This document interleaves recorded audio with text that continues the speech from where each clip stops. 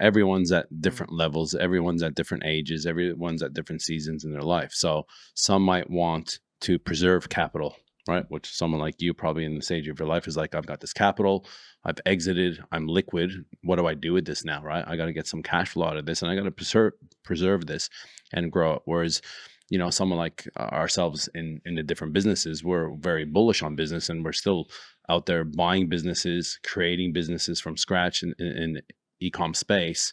But at the same time, I think it was you that said it before, and I repeat this over and over again, is like, in business, what people forget is you want to get paid three ways, right? One for your time, one for the risk, and one for the equity. And I think a lot of people forget about the equity piece.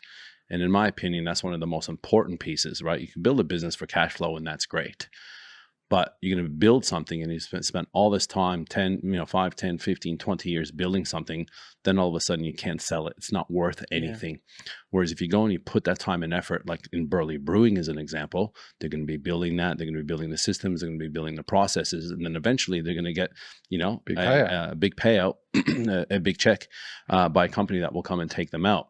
And that's when you start realizing, wow, now I understand all those years, all those weeks, all those, sleepless nights, what it was worth. So I think anybody that is in business or going into business, have a look at your business and see what type of business it is, and how you can try and pivot, or how you can try and bring something in that will add to that equity piece at the end. Make sure that you're building moats around your business, so it's going to be worth something to someone, because it's amazing. Like, we had Brad, Moran on the show. He sold his business for $205 million. He started it 4 years later, right? 205 million. Like, that is life change. Like, you won't spend that money in your like in your lifetime. I think that is the big question. I think it's something probably we should focus more on the pod is okay, what kind of business? Because the landscape has changed so much in the last 12 months, right? And I think maybe the question of what kind of business might be changing a little bit, and that's something that I'm looking at as I look to improve my business. Sorry, I said 5K a month. We had a 5K week off Amazon. So we want to spotlight this more going forward, guys. Eric's got a business he's going to showcase in the next couple of weeks. Actually, a tenant of his in one of his buildings. It's an example of an unemployable young guy that is building this cracking business that's blowing up. I know you've got another example. I want to just throw the spotlight right now before we move into the ticket for the day on two unemployable listeners, Simon and Tammy Napoli. So these are awesome people, and they had a mining services business. Basically, things didn't work out in the end how they'd hoped. They ended up winding the business down. It just got too big. It was when I say too big, it was invading too much into their family life. They've got kids. It was too stressful, and the cost of living for them was getting so high. And they said, look, we're going to leave and go and try and live overseas for a little while with the kids and just see how we go. And I met them actually in Cyprus, but they're a lovely Aussie couple with their kids. I went and had a coffee with them, and they've been clients for years. Anyway, they've just launched a brand new business. And I think for a lot of the listeners, it's a phenomenal example of starting a very small business from scratch around the principles that I taught prior to Unemployable, which is get a visually differentiated product that you can market all over the world, that stands out, and that you can see in an instant what the differentiator is.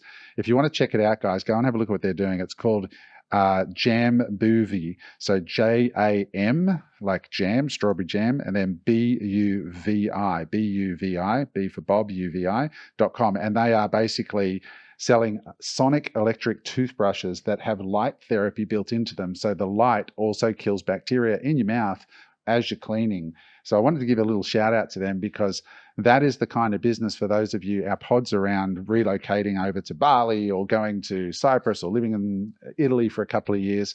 The biggest question people have is, how do I build an income source that I can take with me? And a small, well thought out e-commerce business with good margins and a visually demonstrative differentiator, something you can see instantly, I think still remains a phenomenal opportunity if you can get it. Did they go overseas and launch this when overseas? They've just launched it as we're recording today. Yes, something that I think it's really hitting me as I'm not so glued to the 4 screens of charts is that you really need to often create the space in your life, to the silence and the space to kind of have those breakthroughs and have those You know, like, and so maybe going to Bali for 3 months or going somewhere to create that clean break and space is important in They were coaching clients of ours. Like, we had multiple calls with them. I remember our last call that we had with Simon before they decided to wind up the business. Like, there's a lot of stress, right? Like, and they had a half decent sized business,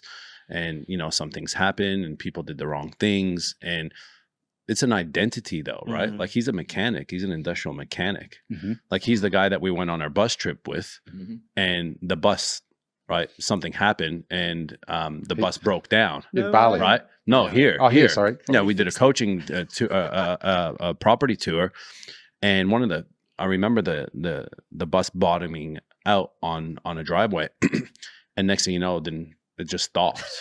And it was Simon, on a hot day, and it was Simon that just went, you know, underneath, checked a few things. He goes, "Oh, that's the air compressor," and straight away, that's what it was. Like, he's a very, very smart guy. But the reason why I'm saying this is there's an identity piece to this guy, right?